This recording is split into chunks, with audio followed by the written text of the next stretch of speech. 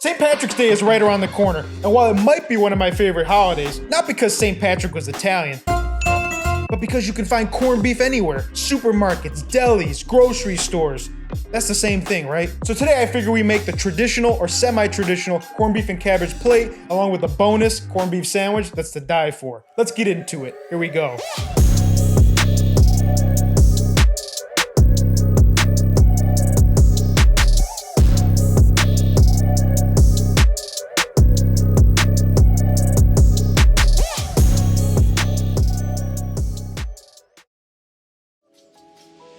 So whichever option you choose for your St. Patty's Day feast, you have to start by cooking the corned beef since it's going to take the longest. You can find corned beef at most grocery stores this time of year. We ended up picking this up for around $8 a pound. When you buy corned beef in the grocery store, it comes with a little seasoning packet. Make sure not to cut or accidentally discard the package when you're opening up your corned beef. When you're buying smaller chunks of corned beef, it comes from different parts of the brisket. We got a section somewhere in the middle because it has the point and the flat muscle attached, which means we have some of the lean meat and some of the fatty meat. Also, be aware of what way the grain is running because you're going to want to slice against the grain. Next, we're going to rinse the corned beef. Now, technically this is optional, but I like to dunk it a few times to get the excess brine off. I find that it makes it a little less salty and more palatable. Next, in a large pot, fill it about 3/4 of the way up with water. Gently submerge the corned beef into the pot, making sure the pot is big enough to submerge the corned beef completely. Next, we're going to add the seasoning packet, cut it open with a pair of scissors very gently and add it to the pot. Stir and toss the corned beef around a little bit, and then optionally, we're going to add 3 bay leaves for some additional flavor. Now it's time to get this corned beef cooking. I recommend placing the pot over the largest burner on your stove.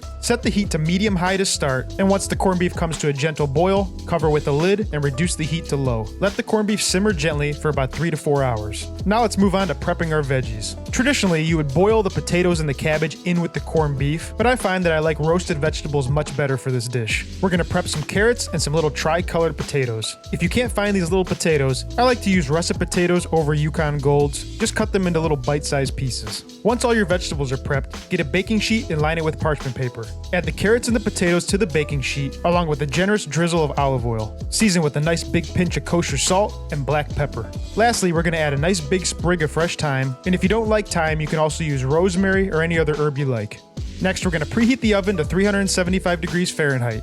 Make sure to give the vegetables a toss to evenly coat the olive oil and the seasoning throughout, and then bake in the oven for 30 to 45 minutes, making sure to turn every 15 minutes or so. Now, it wouldn't be corned beef and cabbage without the cabbage, so next we're going to prep our cabbage and onions. To start, we need 1 sweet onion and 1 head of green cabbage. We're only going to use about 1/3 of this cabbage. Slice the cabbage as thin as possible, and you're going to see why we only need to use about 1/3 of it. For some reason, cabbage always multiplies by like 100 when you go to pull it apart. Place the cabbage in a bowl and set aside. Next, we're going to work on slicing up our onion. Slice the ends off the onion and cut it in half. Thinly slice the onion with the grain if you will, and we're only going to use half an onion because I like a 3-to-1 ratio cabbage to onion. Pull the onion apart, then place in a bowl and set aside. So lastly, since we have the cutting board out, we're going to finally chop up some parsley that we'll use as garnish later on. Next, in a large pan on medium heat, add about 1 to 2 tablespoons of olive oil. Add your sweet onion to the pan and begin to caramelize slightly.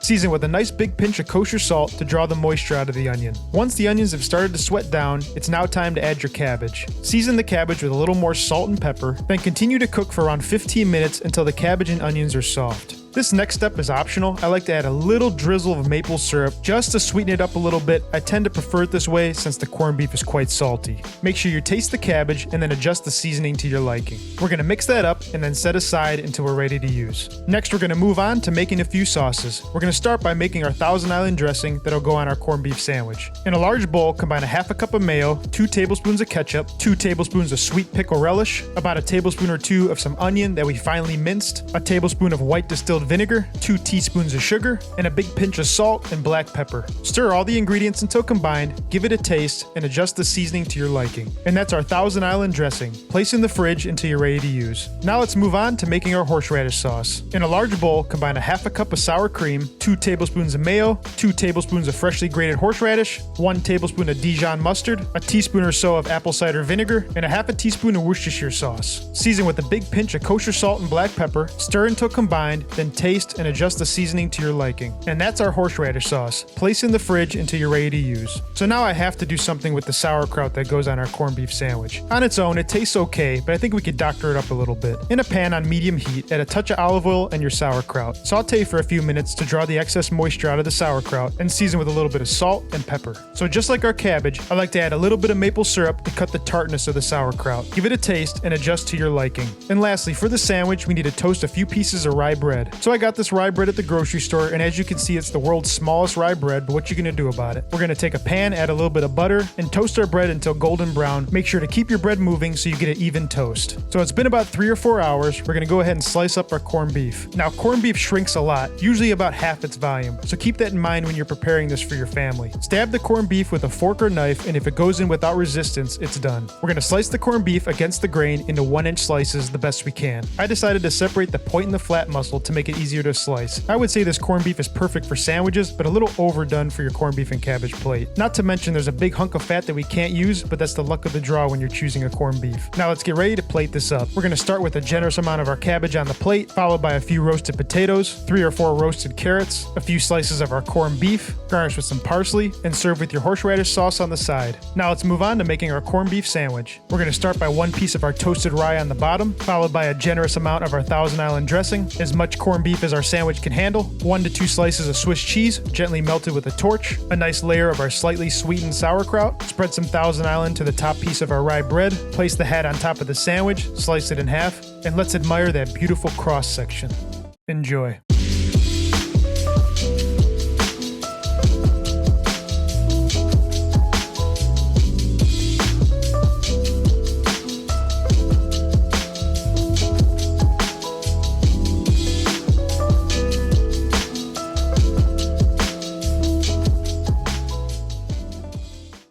So there you have it, we made our St. Patrick's Day feast. I have a hard time choosing between the corned beef and cabbage plate versus a nice, succulent, juicy corned beef sandwich.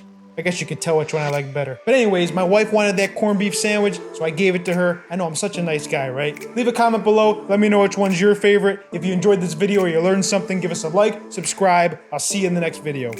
Peace.